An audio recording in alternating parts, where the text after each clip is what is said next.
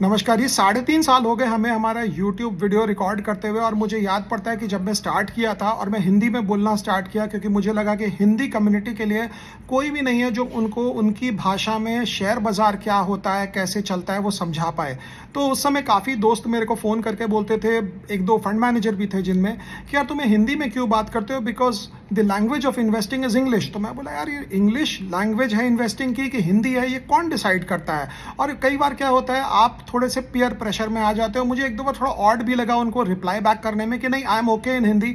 लेकिन एक बात समझ में आती है आज जाकर कि बड़े से बड़े जो भी फंड मैनेजर हैं वो हमारे हिंदी ऑडियंस के लिए पॉडकास्ट बना रहे हैं, हिंदी ऑडियंस के लिए वो इंटरव्यू पे आ गए हैं, और ये देखकर अच्छा लगता है। क्योंकि उस समय मेरी तो वही हालत थी जो अमिताभ बच्चन की थी कि यार ये मुझे इंग्लिश के बारे में क्यों इतना बोल रहे हैं, because I can talk English, I can walk English, I can run English, because English is a very funny language. Bhairo becomes Baron because their minds are very narrow. In the year 1929, sir, अब जहाँ मैं 1929 का बोलता हूँ, मुझे Melbourne city तो याद नहीं आती, मुझे सीधा याद आता है डाउ जोन्स की बात कि 1929 में ग्रेट डिप्रेशन आया था और डाउ fail 80% down from the top. तो ये सब जब चीज़ें होती है आपके दिमाग में, लेकिन आप लोग को, हिंदी ऑडियंस को ये सब चीज़ें बताने वाला कोई था नहीं। बट ये अच्छी बात है कि आज के दिन सारे के सारे फंड मैनेजर्स ट्राई कर रहे हैं हिंदी में आने का। और मैं तो ये अनुरोध करूंगा, उनको यही बोलूंगा कि हिंदी में आप आए, सिर्फ शेयर बाजार का टिप्स देने के लिए नहीं आए, सिर्फ अपने बातें बताने के लिए, लोगों को अपने अपने स्कीम्स में लाने के लिए ना आए,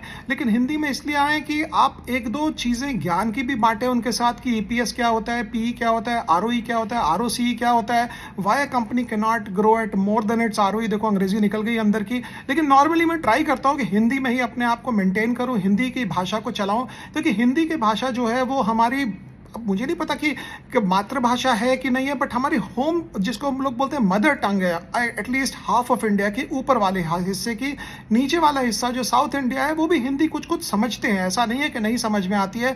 लेकिन अगर आप हिंदी में ज़्यादा बोलेंगे, लोगों के साथ संवाद करेंगे, लोगों को समझाएंगे चीज़ें, तो इन्वेस्टिंग की जो जर्नी है लोगों की, जो ये रास्ता है इन्वेस्टिंग का, वो सरल हो जाएगा। लेकिन अगर हम हिंदी में आकर नहीं बोलते, हम अंग्रेजी में आकर बोलते हैं, ये देखते हुए कि यार Hindi looks a little less sophisticated, वो मुझे लगता है ठीक नहीं है। बट अच्छी बात है कि लोग चेंज हो रहे हैं, बड़े बड़े पॉडकास्ट आते हैं, वो हिंदी में बोलने की स्टार्ट करते हैं। और मैं कुछ लोगों को ऐसा भी जानता हूं जो अंग्रेजी बोल नहीं पाते 4 सेंटेंस बिना गलती के, फिर भी इंग्लिश में बोलते हैं, क्योंकि उन्हें लगता है नहीं यार हिंदी में बोलने से अपनी इज्जत चली जाएगी। तो इज्जत कोई नहीं जाएगी।